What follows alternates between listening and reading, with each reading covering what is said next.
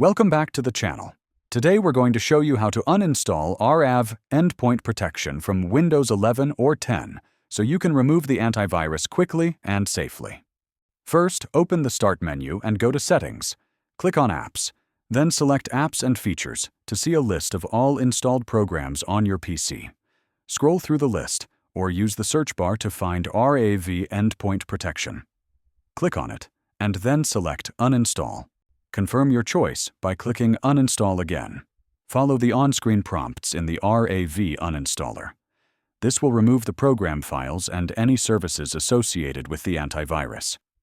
Make sure the program is not running in the background during the process. After the uninstallation is complete, restart your computer.